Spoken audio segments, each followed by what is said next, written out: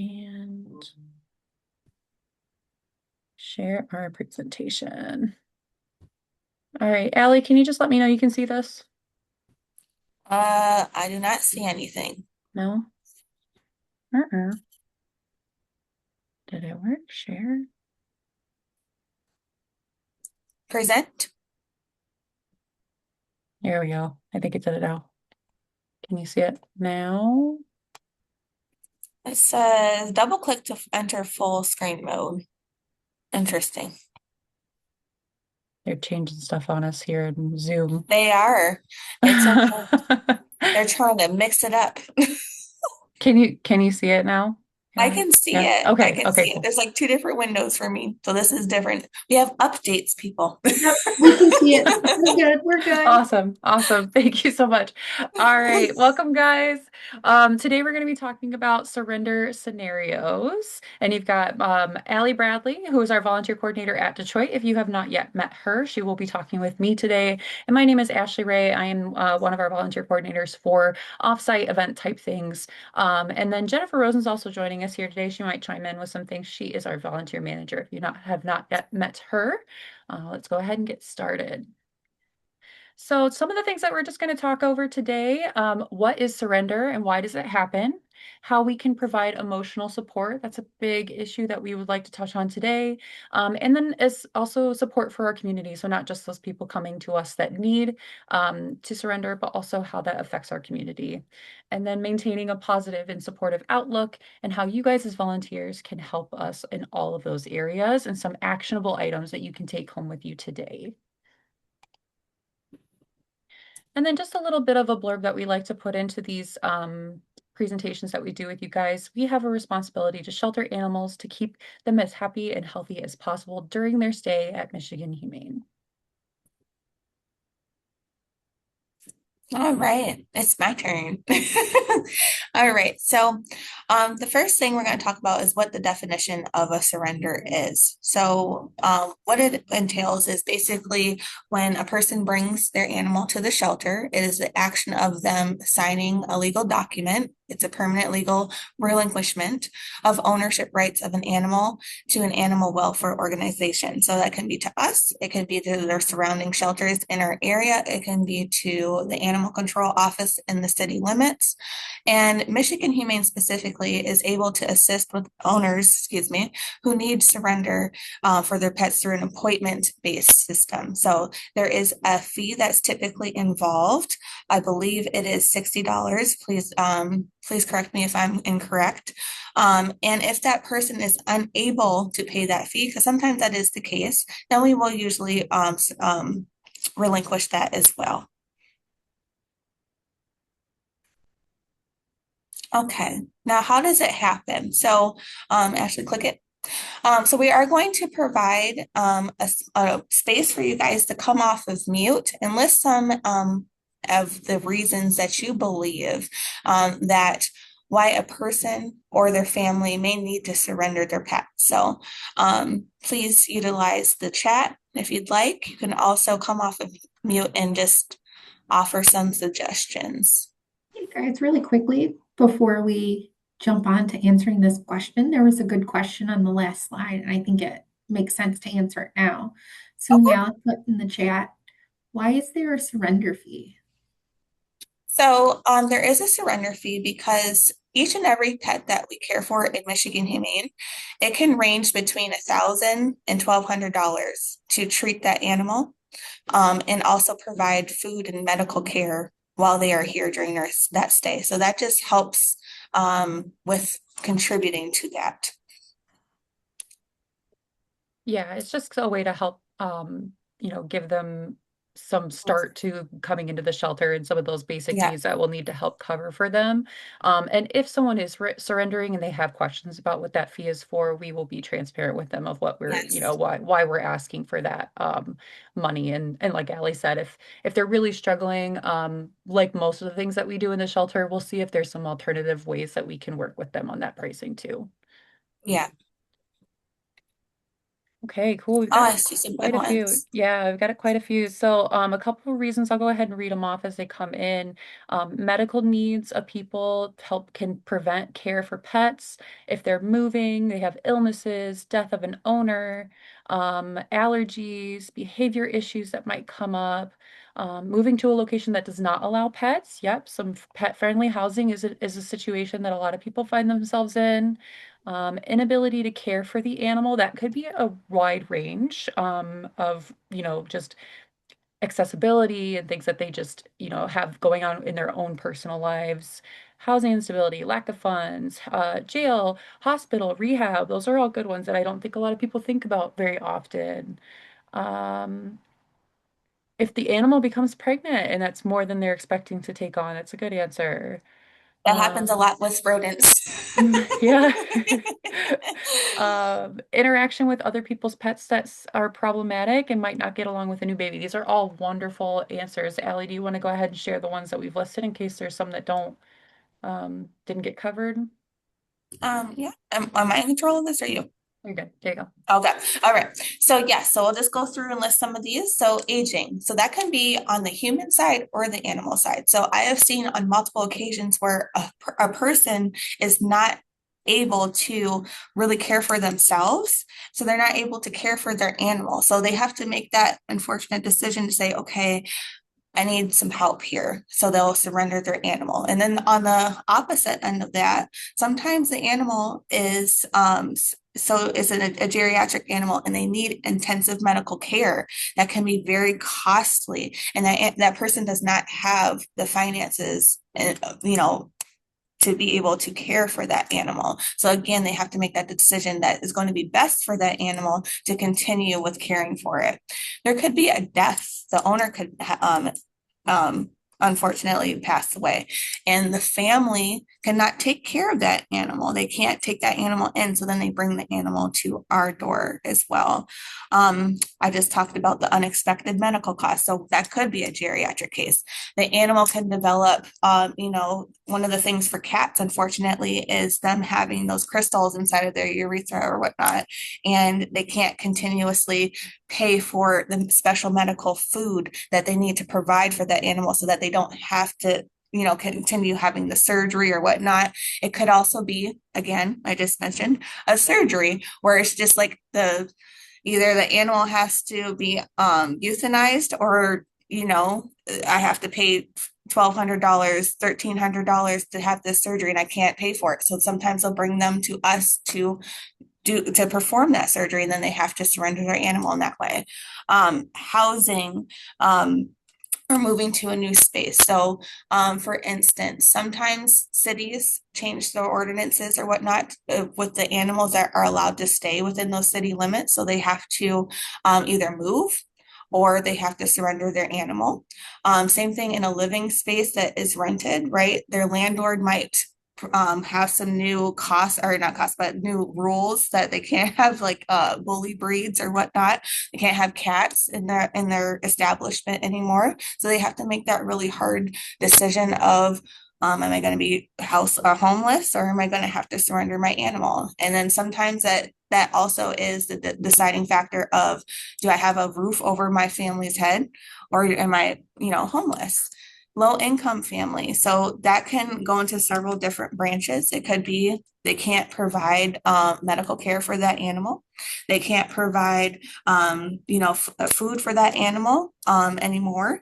It could be, again, where that family has to unfortunately leave and go into a new housing establishment and they can't bring the animal along.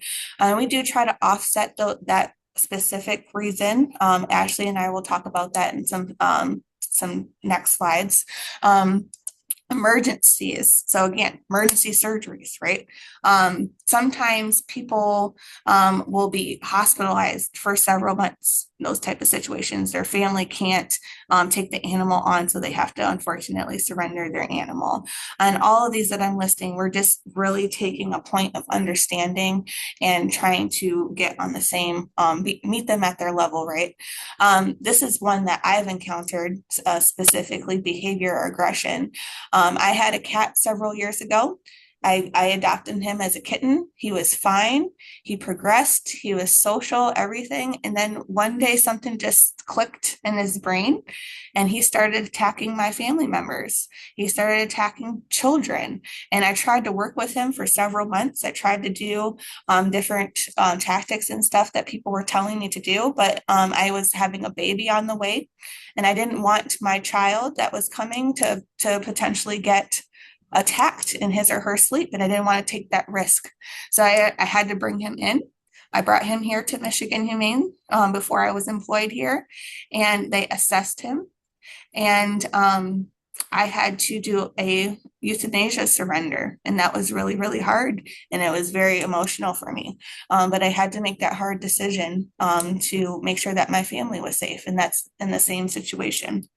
Um, New family members. I just talked about that. I had a baby on the way. You can have new allergies come up in the family. I know I have done that. My daughter's allergic to fur.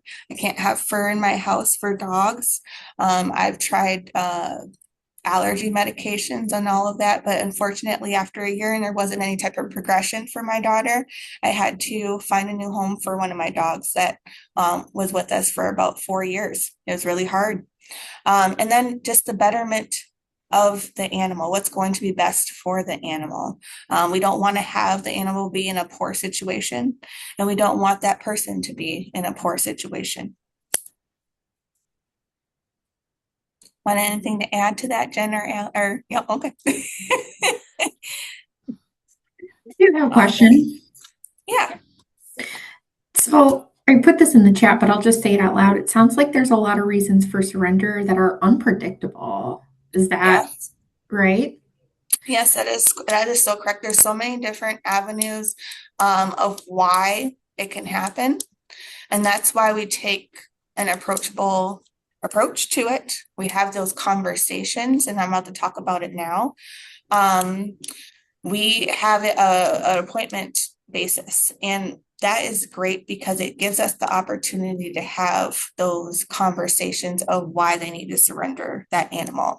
A lot of the time we can have aversion to that. So we can, if for example, if they need medical care or they need care, they need food or whatnot, we won't be able to provide that for them to try to give them the means necessary to care for that animal.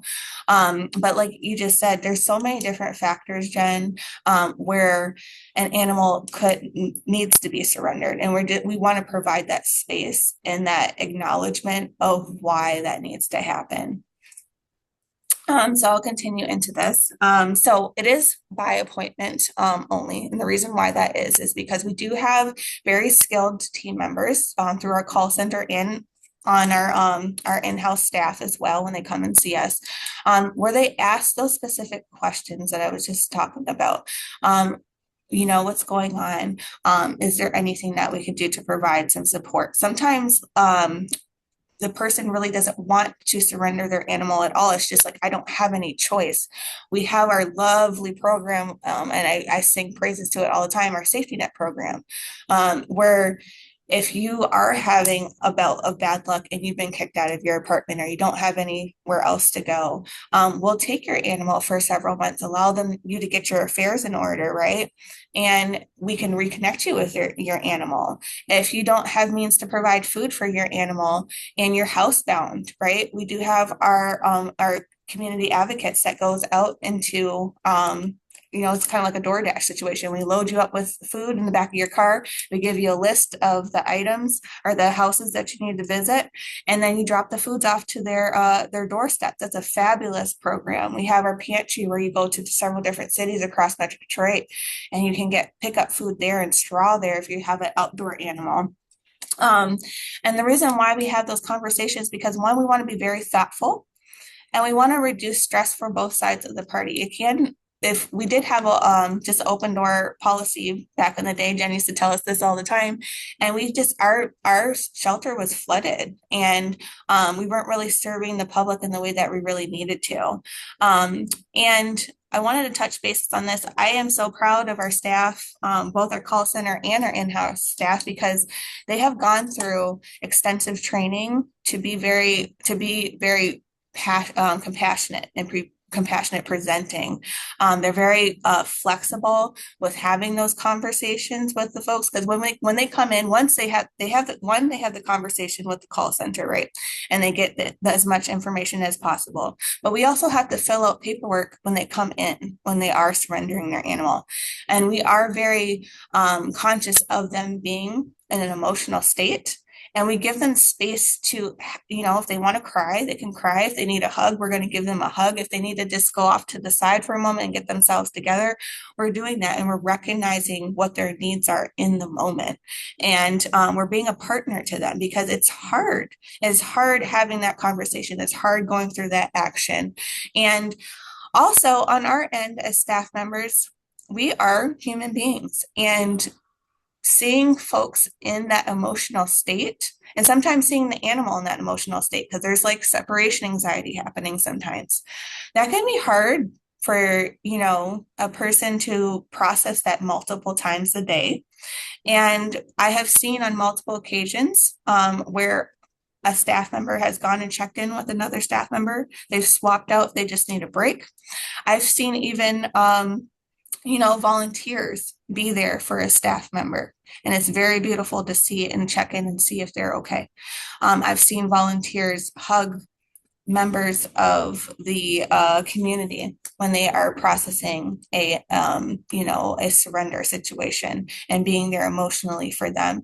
So I really am proud of our support that we're offering on both ends of the party here. Yeah, I'd like to just take a step back from that too, just to kind of give another shout out to our call center, because they're really the first line of Mhm. communication that is being taken care of here. If people, take a moment to maybe they just got told that they can no longer have this animal. And that is a really, really hard thing to cope with. And suddenly you're filled with all these anxieties of like, oh my gosh, what do I do? Where do I go? I don't know what I'm supposed to do. I didn't expect that my, mom was going to pass away and I don't know what to do with her cat now. Or I didn't expect this sudden, spike in my cancer. And now I can't have my cat like I was hoping to, or something like that. It's really a sudden feeling that they're getting hit with. And they're calling us for help. So those call center representatives are really taking that first step to, support that person, provide as much information as they can, gather as much information as they can. So their ability to kind of talk through those emotions with those people and still gather information is a skill that I don't even know if I have. But they're also helping give them resources. So maybe surrender is not the option. Maybe they're calling us because they don't really know what their options are. And so that first step to call and make an appointment is actually us trying to figure out, is there a way that we can help with this? Is there somewhere else we can direct them? Is there a local Facebook group where they live that they can try and post that animal and see if they can rehome it before bringing it to the shelter? Or, if they are concerned about how the inside of a shelter works. The call center are the people who are walking through all of that with them to support them as best as possible before that determination of actually surrendering an animal is made. So there's a lot happening behind the scenes too. So I just like to give a kudos to those people for that work that they're doing. There's a couple questions I see from Vicky here. Um, does the owner need to surrender the pet? So if the owner is living, then yes. If the person is like housebound and they can't come out of their house, then they can do an authorization. We do have an authorization form that the person that shows up can surrender the animal, or we can do a voice authorization over the phone if that needs to happen. I've done those before.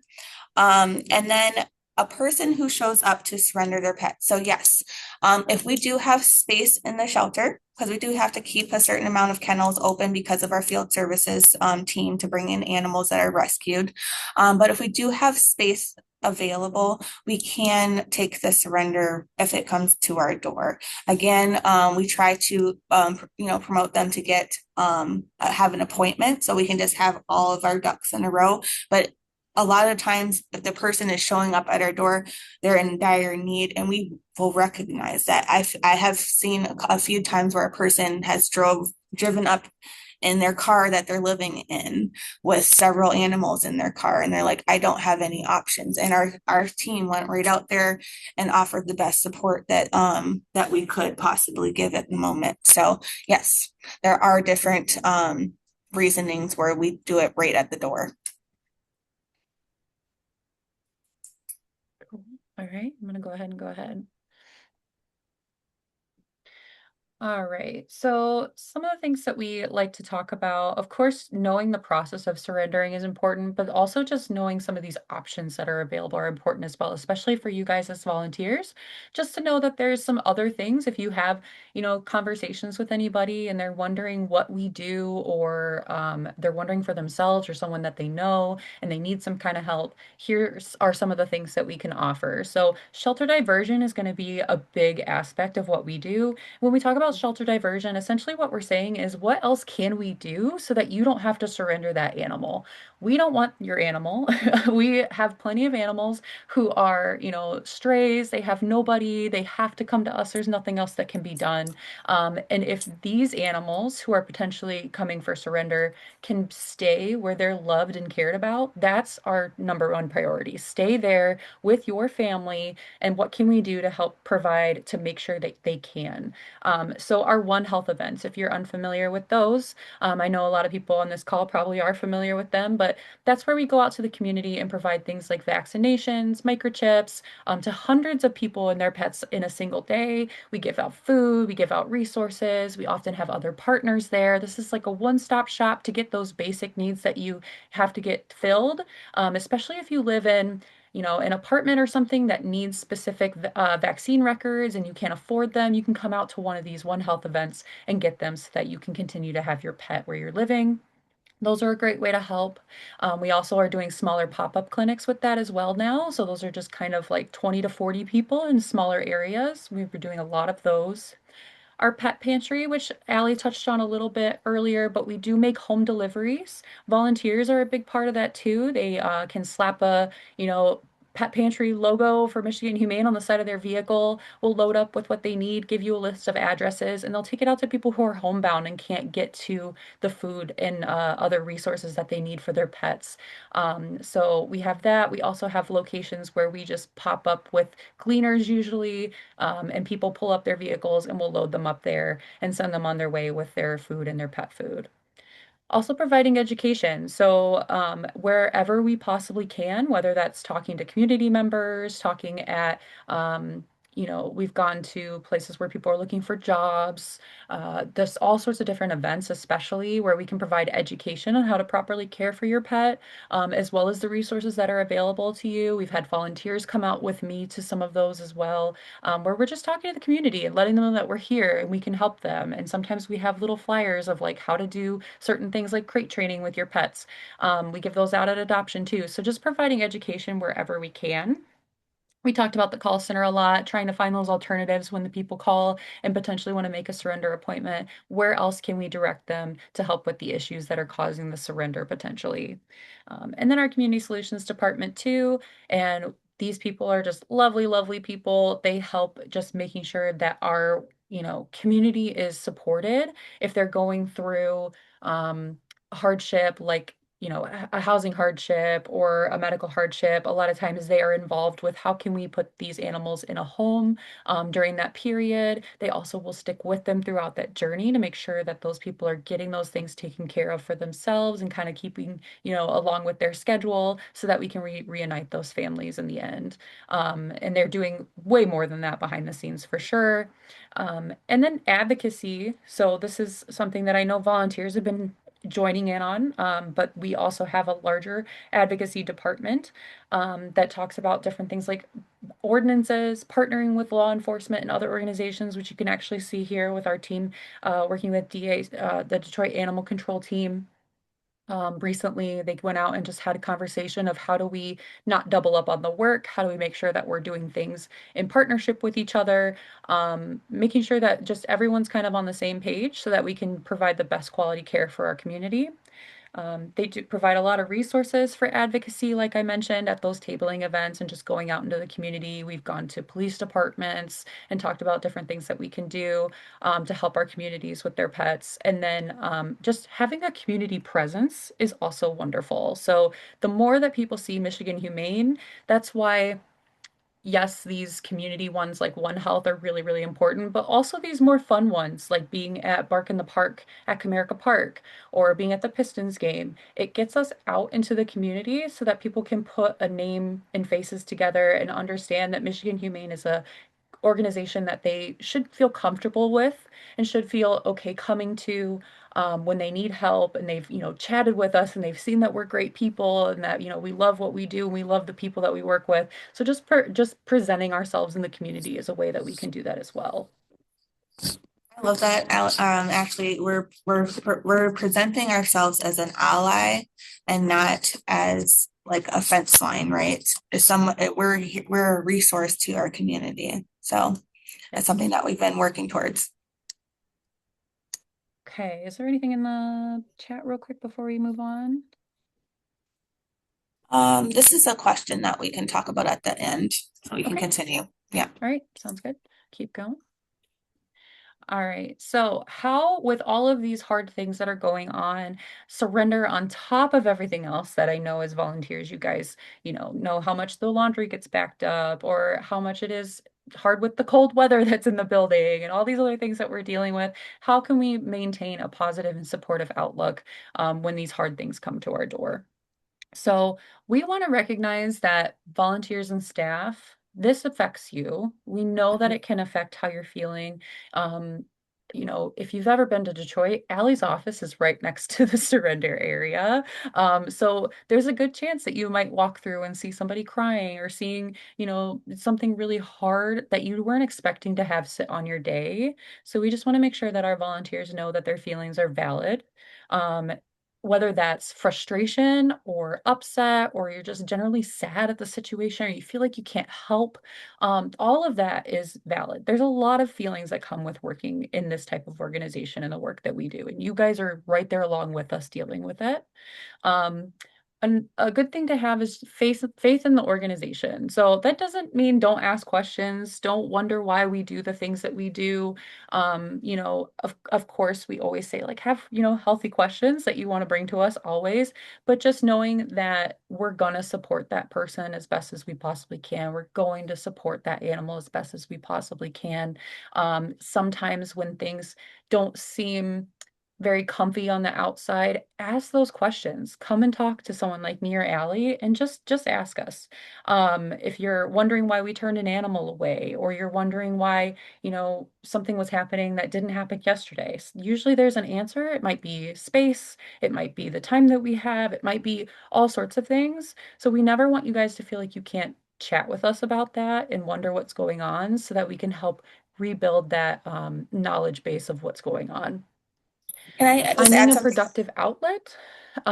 So again, those feelings can weigh really heavy on you, and maybe instead of, feeling it and feeling too heavy on it, it might be nice to go and take a dog out if that's one of the roles that you have, or go spend time with a cat.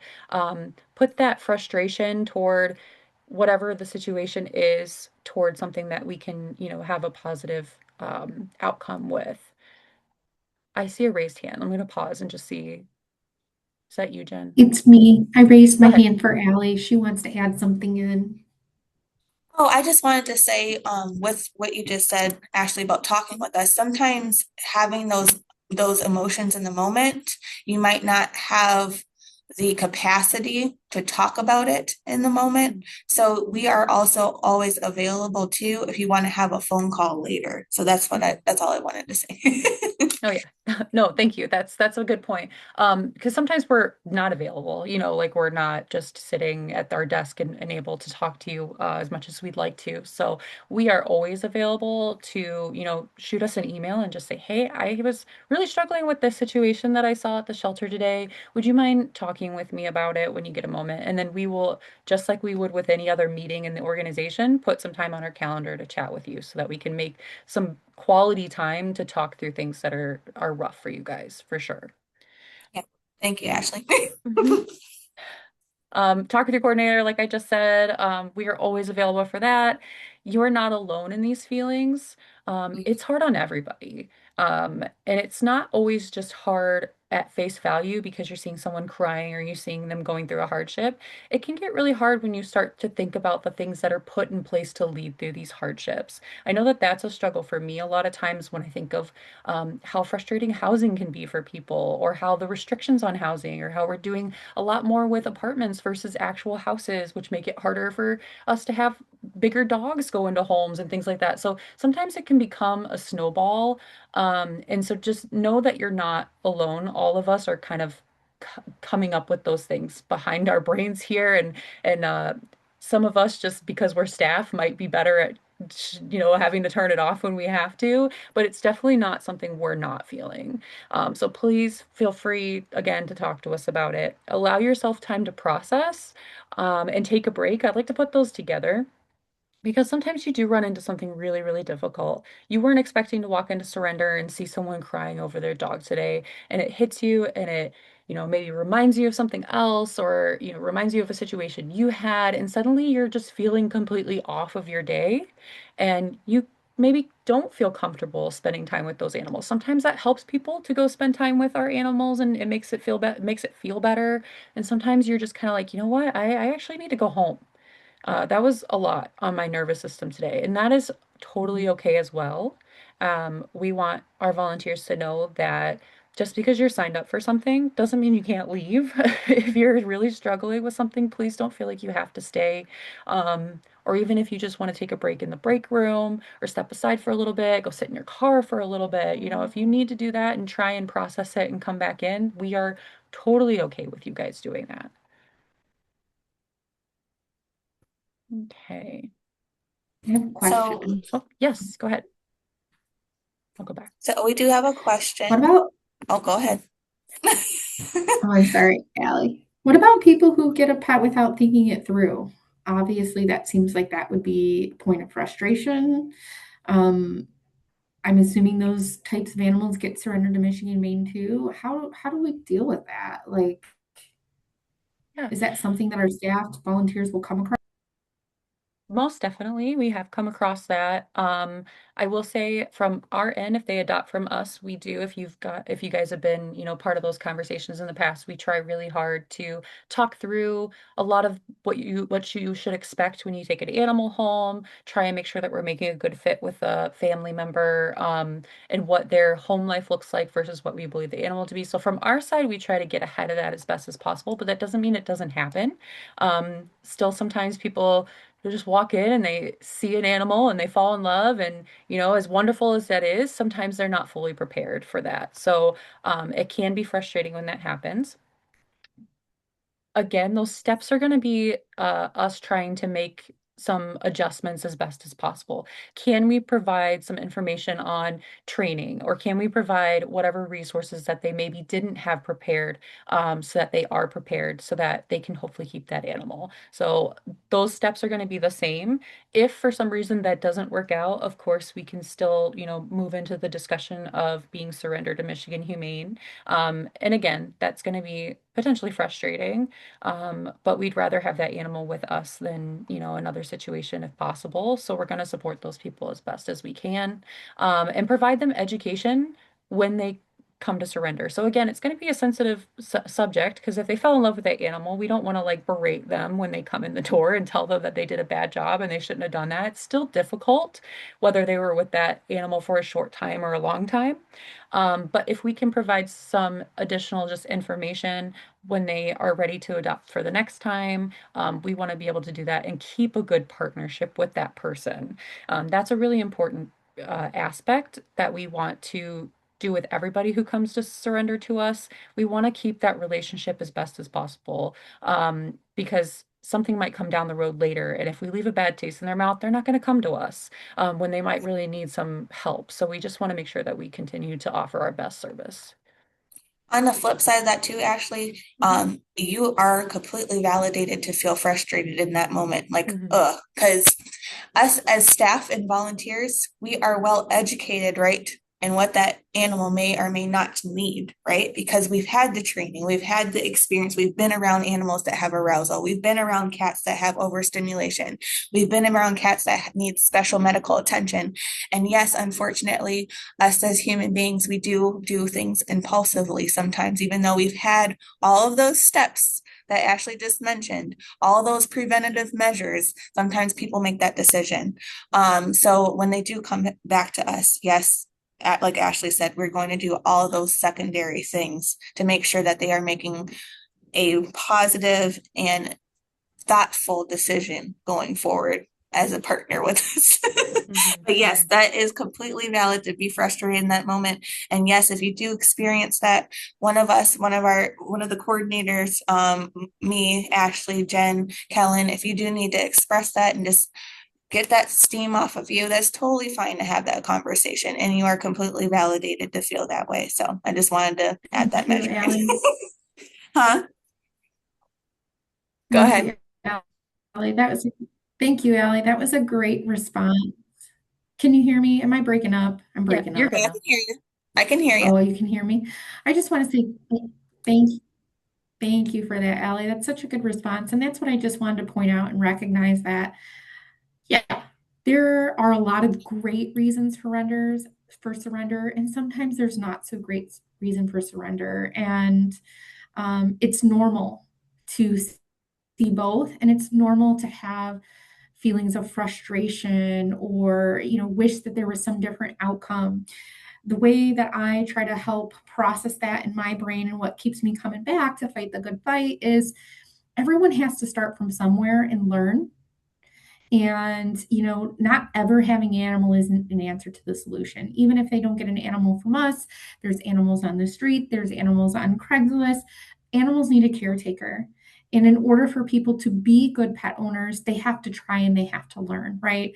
And so, Ashley, I love what you talked about. We do all of these things to try to help prepare people for animals before they go out into their homes when they come from the shelter, but sometimes they come from other places and people aren't prepared. So instead of keeping pets from people, our big job at Michigan Humane is to help educate and to help people not feel shame or guilty. Yeah, sometimes people got a pet, they got a puppy, they didn't realize how much work a puppy was going to be, but that doesn't make them a bad human being. A lot of people don't realize that because they don't care for puppies every single day and they needed to learn. What happens is that they learn, and the next time they go and they make a better choice.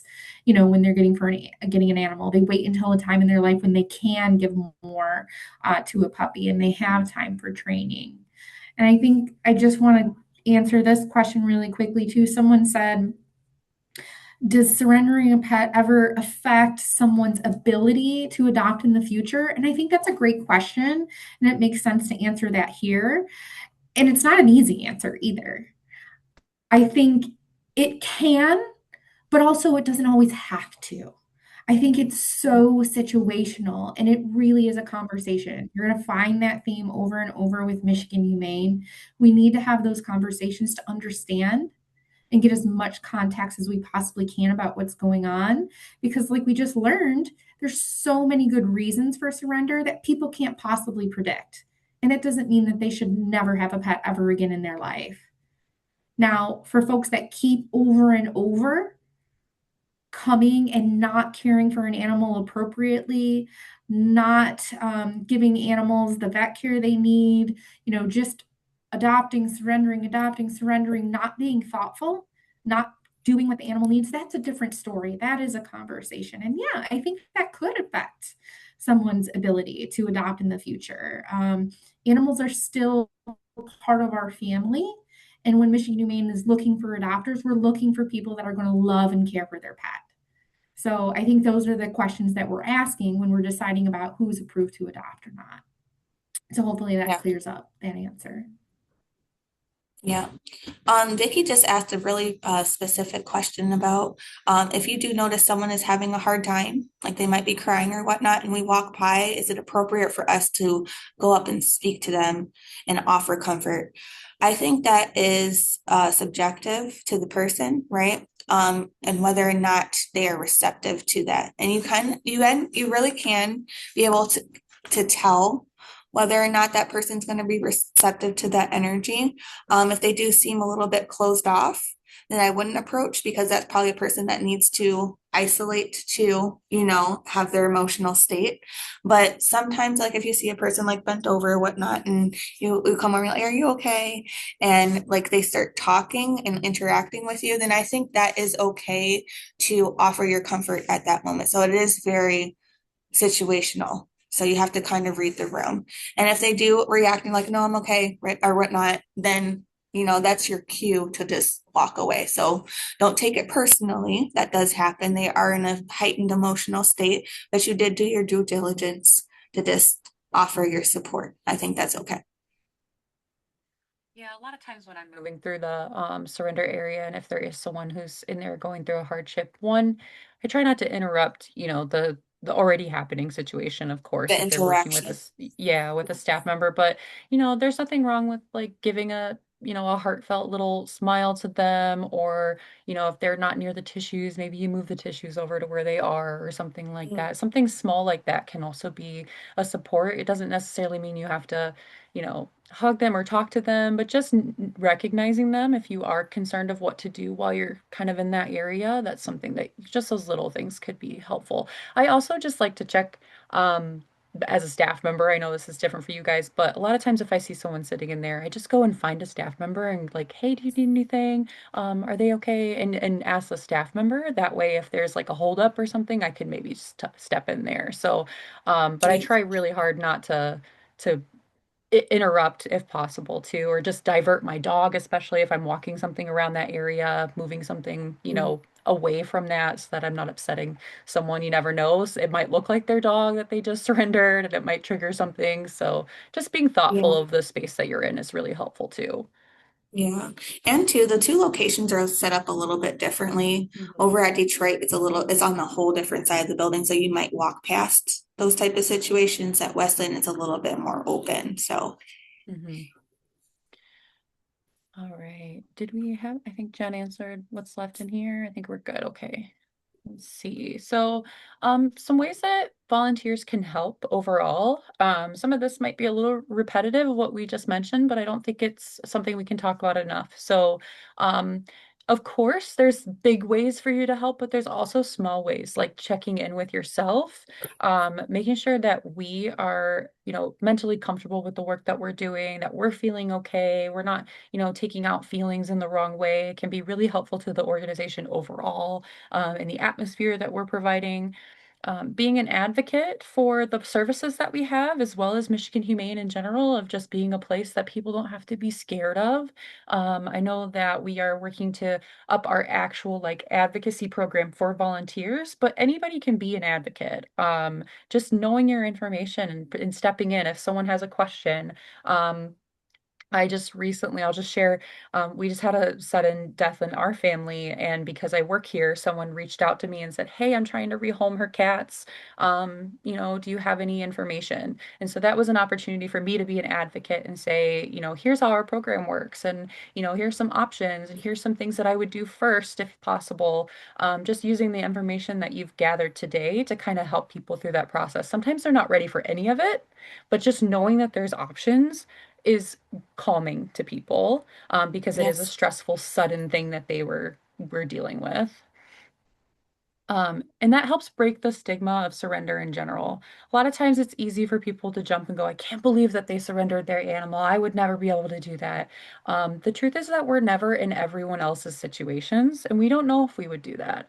So sticking up for a situation or providing that education can also help, make people feel more comfortable with these choices when they do arise. Using your skills outside of the shelter. So that might be education. You might see someone struggling with a situation in your neighborhood, and if you've got a good relationship with them, maybe you can offer them some details that you've learned about behavior or how to handle something, or how to make their life a little bit easier. You guys, as volunteers who work here and work as advocates, are, able to do that when just general people can't do that potentially. That might be a total shelter diversion option for them, of just having some additional education from somebody might help a lot. Like we mentioned, talk to your coordinator, of course. Please feel free to always reach out to us and ask for some time to chat about some things that are difficult for you or things you would like some more information.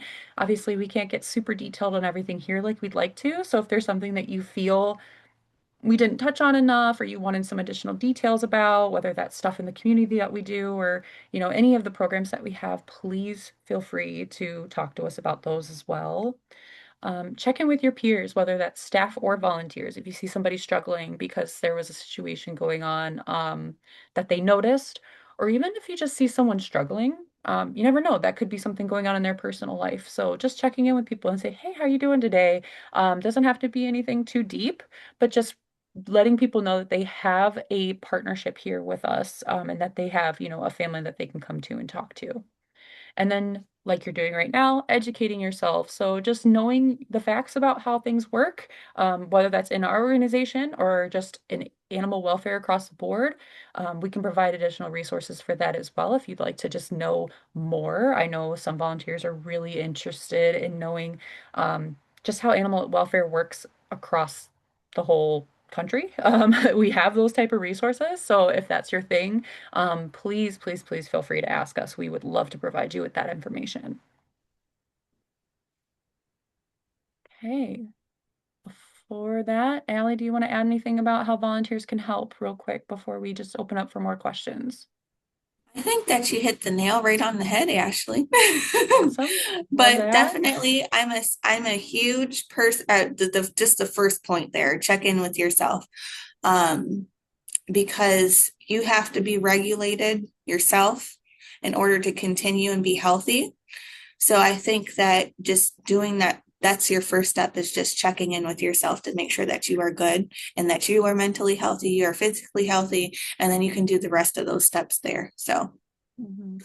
And I think just to add to that too, of the checking in with yourself, I know we talked quite a bit last year in some of our humane communities of just recognizing our own biases. yeah, That is something that can come along with this, that we've talked about. Obviously, you guys had a lot of wonderful answers as to why this happens, and it seems like you have a great grasp on just these sudden things that can pop up in life. But it is always a good idea to take a step back and kind of why is this particular surrender kind of sitting uncomfortably with me, and what is the reason for that? And it may not change anything for you. You may still have those feelings, but at least you recognize them so that the next time they're not hitting you so hard. yes, that's perfect. All right. So I see a couple more questions popping up in here, and we're going to go ahead and make this last few minutes just some time for you guys to ask any questions or to bring up any things related to surrender that you might be thinking about recently. So actually, let me go ahead and close out of our presentation so I can see you guys if you want to come off mute or anything too. So there's a specific question. I held this to the end. It's about euthanasia. In the intake lobby, there's been a couple times where animals brought in for euthanasia. I get the impression that the surrender team doesn't just accept an animal and arrange for this. Can you talk more about this process? So we're talking about surrender for euthanasia specifically. So yes, that is by appointment as well. That is a little bit more of a step that we do have to take. And another reason why that is because we also do like an assessment on site of why that animal needs to be surrendered or euthanized. There's been many cases that a person is like, oh, this cat's just peeing all over the house. It needs to be euthanized or whatnot.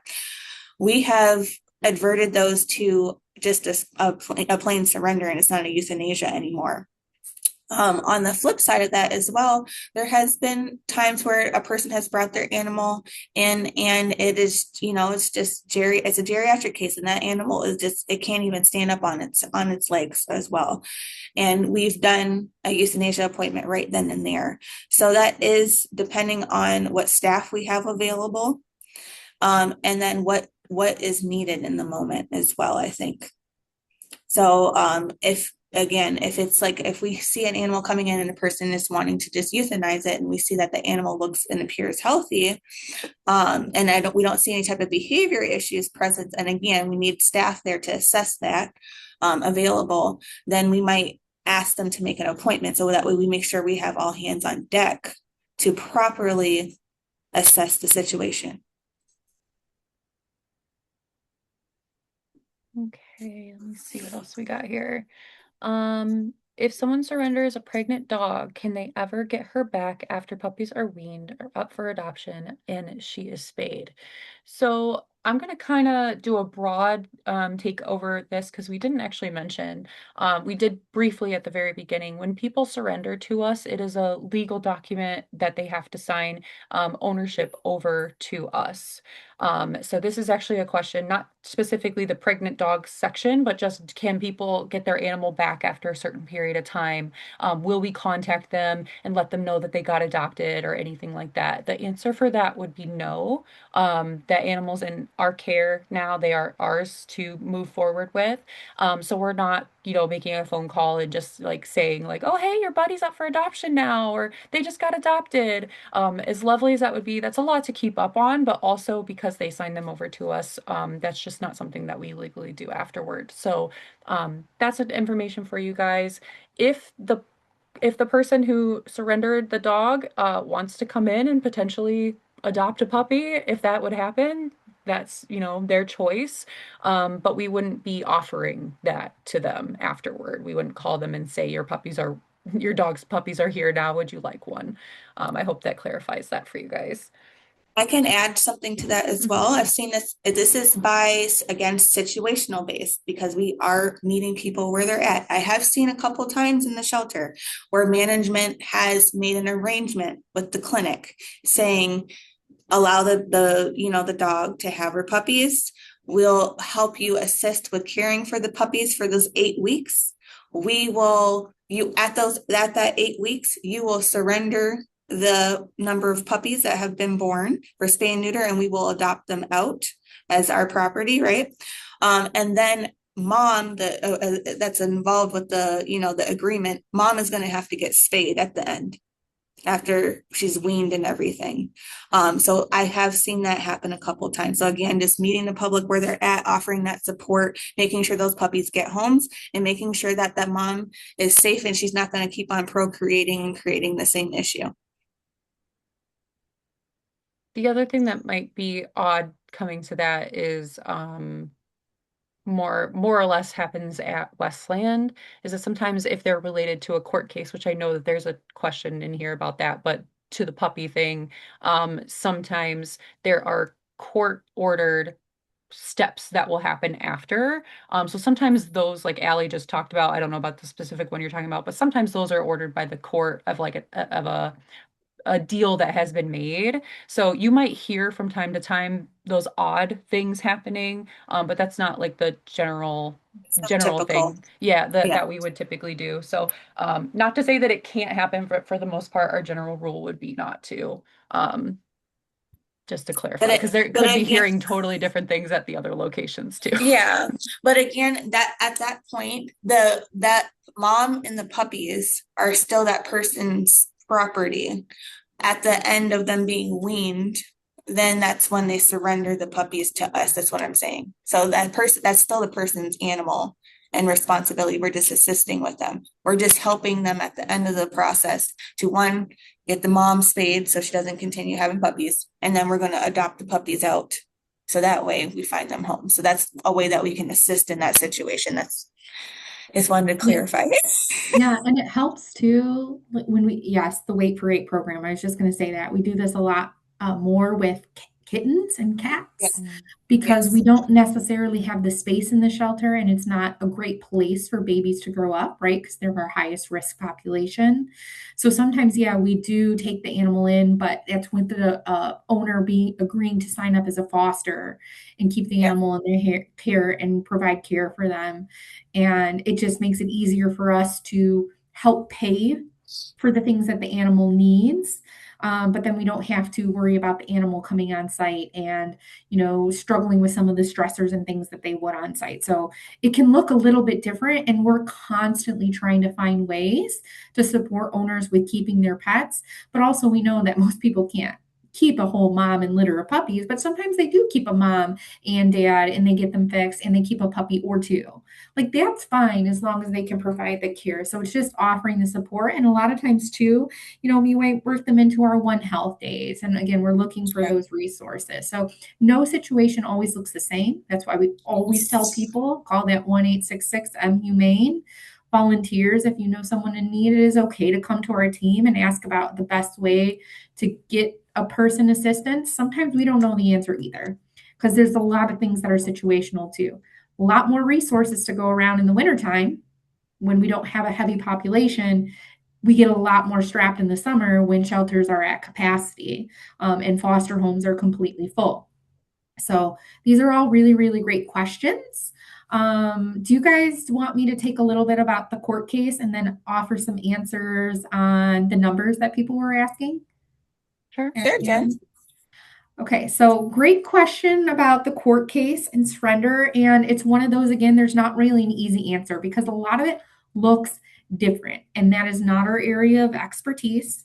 That is going to be our field services department. In fact, in Westland, we don't have a field services department. So actually, animal control officers, the cities that we have contracts with, they're the ones actually handling the case. And a lot of it is conversations with owners.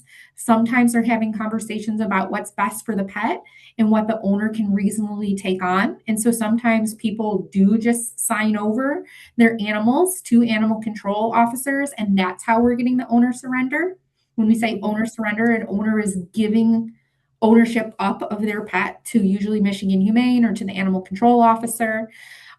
Sometimes court cases, right, they're more complex than that. And then there's cruelty and neglect, and sometimes there's many animals involved.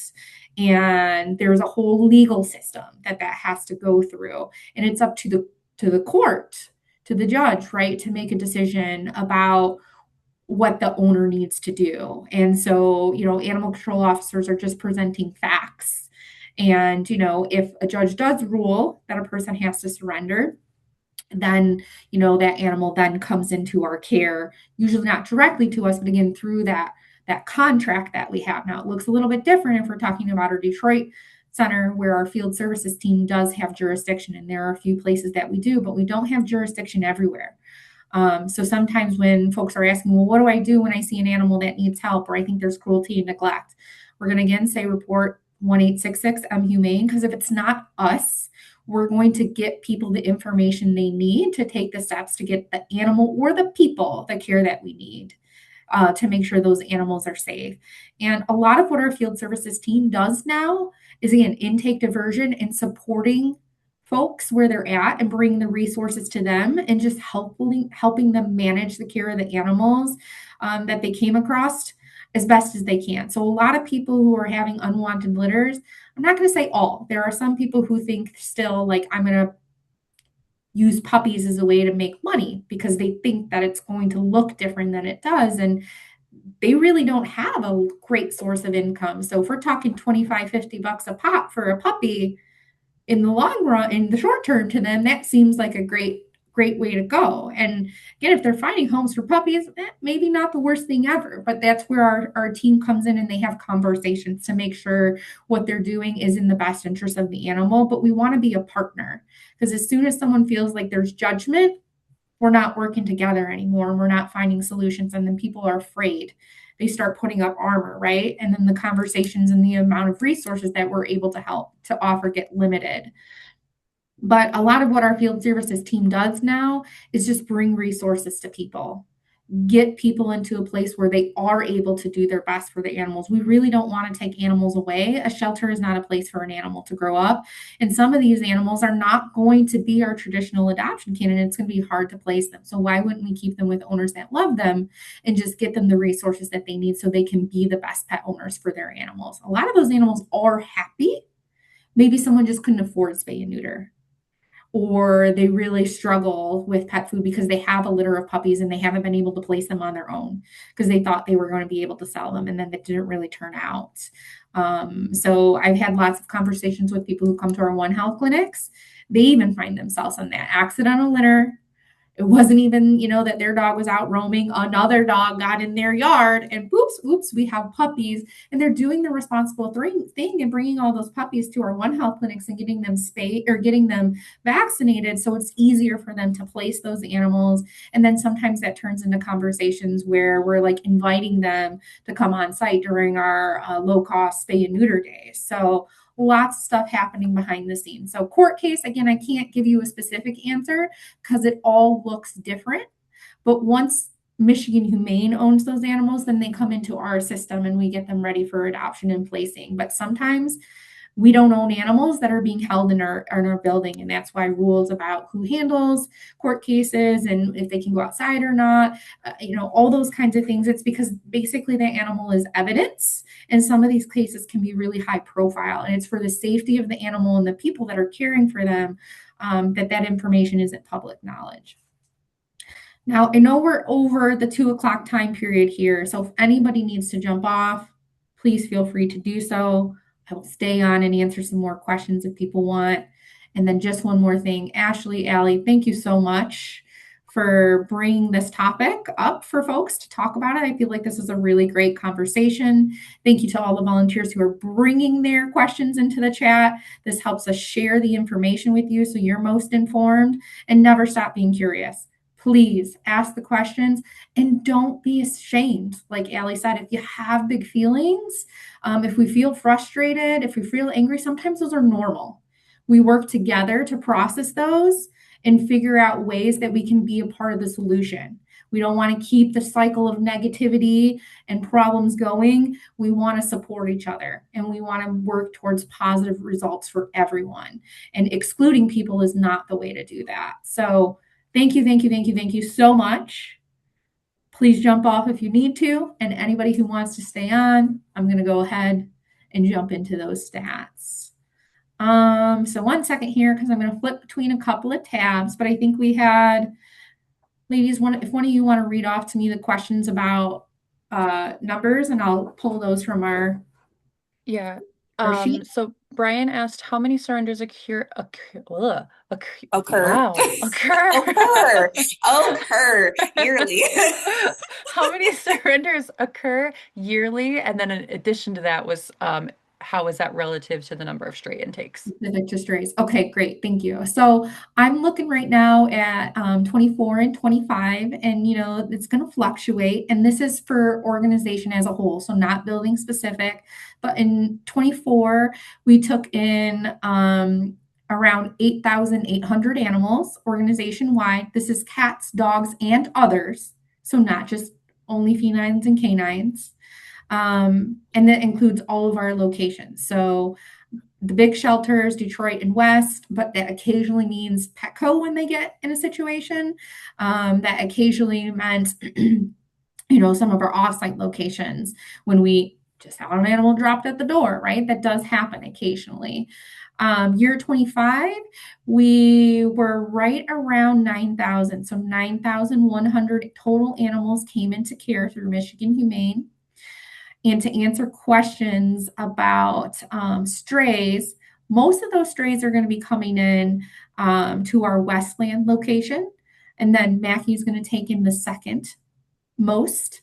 And then total number of strays is around 4,300 of our animals. So again, I believe this is 2025. So out of 9,000 total, 4,300 of them were strays. 1,400 were coming in from animal control or other agencies. So that can be whether we're doing a transport from one of our partners, or again, if we're working with a court case or one of our cities that we contract with. When we're looking at owner surrenders, that's about 1,000 people who are bringing in animals to us each year. And then field services, so that's going to be our Detroit location, our officers out in the field. That's about 1,200 animals in total. So those are just a couple of stats. And if we're looking about between canines and felines, let me see here.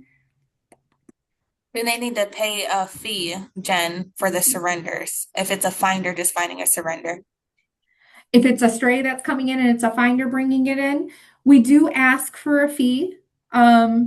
if it's coming directly to Michigan Humane through one of our contracted cities, yes, we do, because that helps us still provide care for the animal.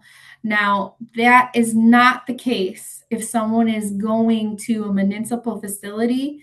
So, for example, like, um, Animal control. yes, I wanted to say like Macomb County Animal Control or Detroit Animal Control or whatever facility that is there provided by the state or the city to help with animals, that is into people's taxes.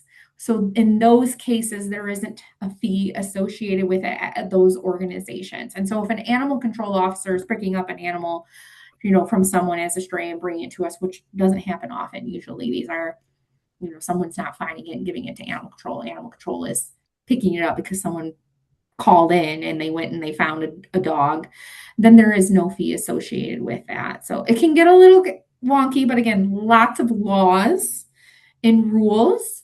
Michigan Humane does charge a fee to the cities that we contract with. So they pay us a certain amount of money to be able to house and process animals for them. And I hate the word process, but to care for an animal and take them through, because usually once an animal comes to us, we're the ones that are going to, once their stray hold is up, or the animal does legally become ours, we're getting them ready for adoption and placing them. And I do think, really interestingly, I just want to switch real quick and talk about adoption numbers because I think it's only makes sense if we're talking about surrenders to talk about adoption. But while I'm looking that up, if there's any other questions that you guys want to shoot my way. I